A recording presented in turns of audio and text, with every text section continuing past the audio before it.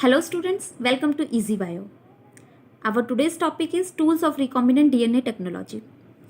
Last video में मैंने tools of recombinant DNA technology का first part that is restriction enzyme explain किया था. इस वीडियो में हम उसका second part that is vector explain करूंगी.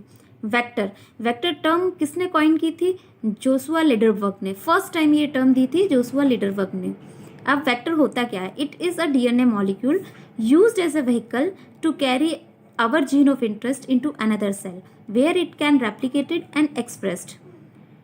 वेक्टर एक डीएनए मॉलिक्यूल है जो कि हमारे जीन ऑफ इंटरेस्ट, मतलब लास्ट टॉपिक में जो हमने देखा था, हमने रिस्ट्रिक्शन एंजाइम से अपना जीन ऑफ इंटरेस्ट कट करके रिस्ट्रिक्शन एंजाइम की हेल्प से अपना जीन ऑफ इंटरेस्ट कट करके ले लिया था. अब उस जीन ऑफ इंटरेस्ट को किसी अनदर सेल में, दूसरी सेल में भेजने के लिए, मतलब कि होस्ट सेल में भेजने के लिए हमें एक डीएनए मॉलिक्यूल की ज़रूरत होगी. उस डीएनए मॉलिक्यूल को हम कहते हैं वेक्टर, जो कि हमारे जीन ऑफ इंटरेस्ट को किसी दूसरी सेल में लेके जाएगा, वहाँ पर उसको रेप्लिकेट भी करेगा और साथ में एक्सप्रेस्ड भी होगा. एक्सप्रेस मतलब उसका प्रोटीन भी सिंथेसाइज होगा. जनरली हम दो चीज़ों को एज अ वेक्टर यूज़ करते हैं. Firstly bacteriophage and plasmid. Plasmid और बैक्टीरियोफेज, इनकी दो क्या क्वालिटी होती है? ये सेल्फ रेप्लिकेटिंग मॉलिक्यूल होते हैं. Means self replicating means chromosomal DNA पर डिपेंड नहीं करते रेप्लिकेशन के लिए, है ना. ये खुद ही रेप्लिकेट कर लेते हैं. Ability to replicate with in bacterial cell independently means independently replicate करते हैं. Second is high copy number per cell, मतलब इनके कॉपी नंबर, मतलब ये thousands of copy per cell, मतलब किसी भी बैक्टीरियल सेल में अपनी थाउजेंड्स ऑफ कॉपी बना सकते हैं. एक artificial PBr322 322 is the artificial vector molecule. ये क्या है? एक आर्टिफिशियल वेक्टर मॉलिक्यूल है. इसे आर्टिफिशियली लैब में सिंथेसाइज किया है साइंटिस्ट ने. अब हम पढ़ेंगे वेक्टर्स के क्या क्या फीचर्स होते हैं. एक अच्छा वेक्टर होने के लिए, किसी भी प्लाज्मिड या बैक्टीरियोफेज को हमें एज अ वेक्टर यूज करने के लिए उसमें क्या क्या क्वालिटीज होनी चाहिए. फीचर्स, इसमें फर्स्ट फीचर होना चाहिए ओरिजिन ऑफ रेप्लिकेशन. अब ओरिजिन ऑफ रेप्लिकेशन क्या होता है?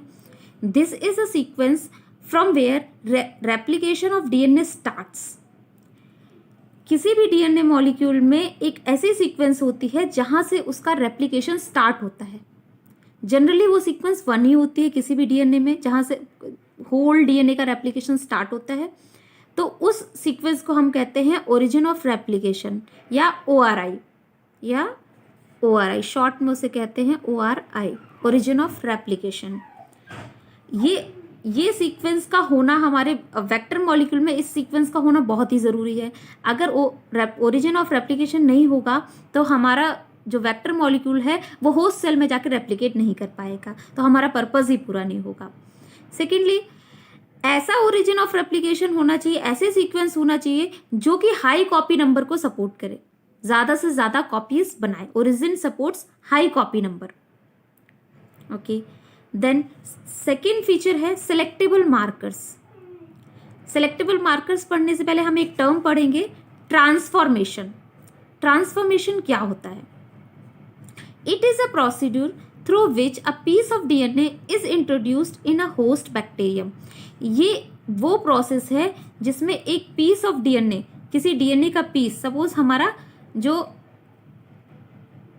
जीन ऑफ इंटरेस्ट है, उस जीन ऑफ इंटरेस्ट को हम किसी होस्ट सेल में डालते हैं, इंट्रोड्यूस कराते हैं. उस इंट्रोड्यूस कराने की प्रोसेस को हम कहते हैं ट्रांसफॉर्मेशन. ट्रांसफॉर्मेशन से एक टर्म बनती है ट्रांसफॉर्मेंट. ट्रांसफॉर्मेंट क्या होता है? The host bacterium in which a piece of DNA is introduce in the form of a vector.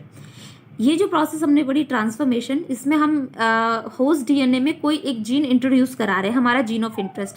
जब कोई होस्ट बैक्टीरिया हमारा जीन ले लेता है, मतलब उसके अंदर एक रिकॉम्बिनेंट डीएनए प्रेजेंट होता है, जो हमारा जीन है, हमारा जीन ऑफ इंटरेस्ट, वो वेक्टर के साथ में उस बैक्टीरियम में जाएगा, तो उसे हम कहेंगे रिकॉम्बिनेंट डीएनए. तो रिकॉम्बिनेंट डीएनए जब कोई बैक्टीरिया ले लेता है तो हम उसे कहते हैं ट्रांसफॉर्मेंट.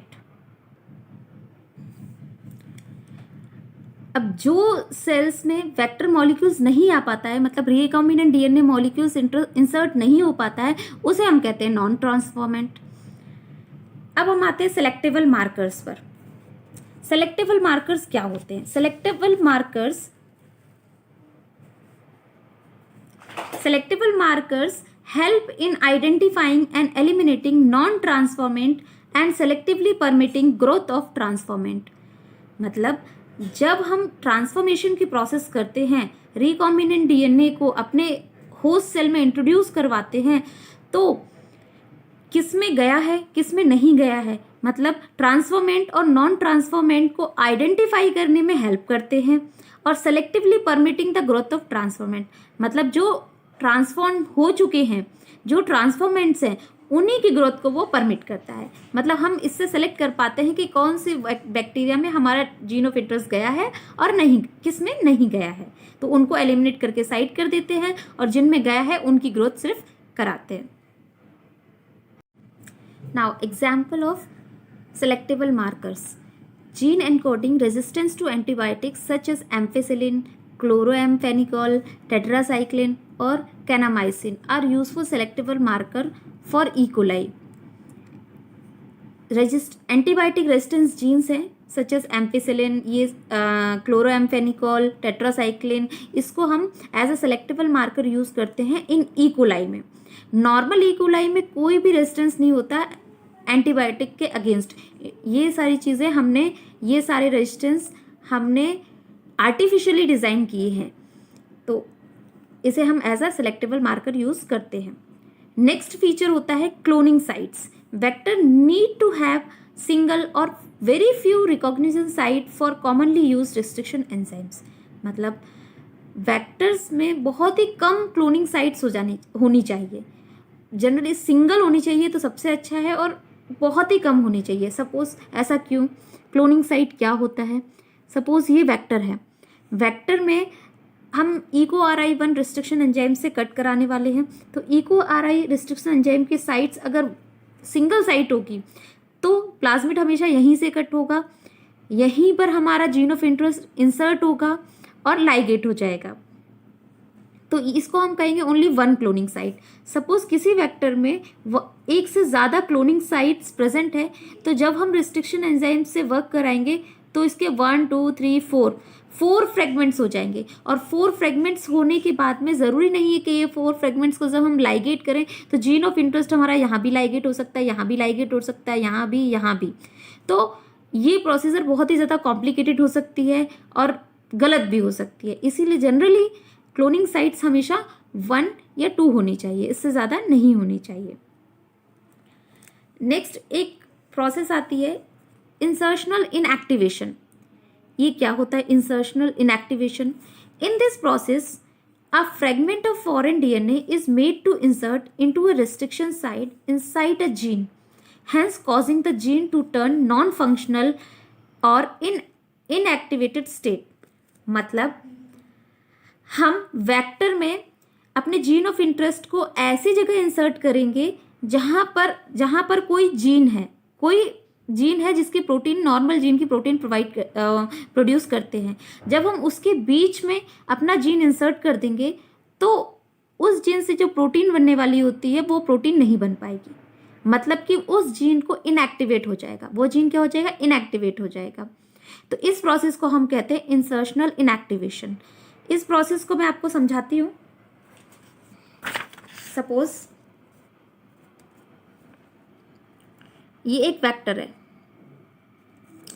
वेक्टर में ये एक जीन है जो कि एम्फिसिलिन रेजिस्टेंस है और दूसरा जीन है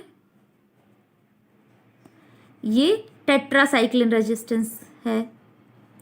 सपोज हम EcoRI1 से इसको कट कराने वाले हैं और EcoRI1 की साइट जो है वो एम्फिसिलिन रेजिस्टेंस जीन्स के बीच में आती है। तो जब हम EcoRI1 से इसे कट कराएंगे तो ये कुछ इस तरह का हो जाएगा। यहाँ पर आधा एम्फिसिलिन रेजिस्टेंस जीन्स आधा सेपरेट हो जाएगा और ये tetracycline gene as it is present होगा और इसके बीच में हमारा जीन ऑफ इंटरेस्ट आ जाएगा। जब हमारा gene of interest ampicillin gene of resistance के बीच में आ गया तो ये जीन का सीक्वेंस तो खराब हो गया क्योंकि इसके बीच में हमारा जीन आ गया। इस कारण से ये जीन जो होगा वो इनएक्टिव फॉर्म में हो जाएगा, मतलब नॉन फंक्शनल या इनएक्टिव फॉर्म्स कुछ भी कह लीजिए, इस फॉर्म में हो जाएगा। अब ये जो वेक्टर है, ये जिस भी बैक्टीरियल सेल में जाएगा वो एम्फिसिलिन रेजिस्टेंस नहीं रहेगा, क्योंकि एम्फिसिलिन रेजिस्टेंस के लिए जो जीन रिस्पॉन्सिबल था वो अब इनएक्टिव हो गया है।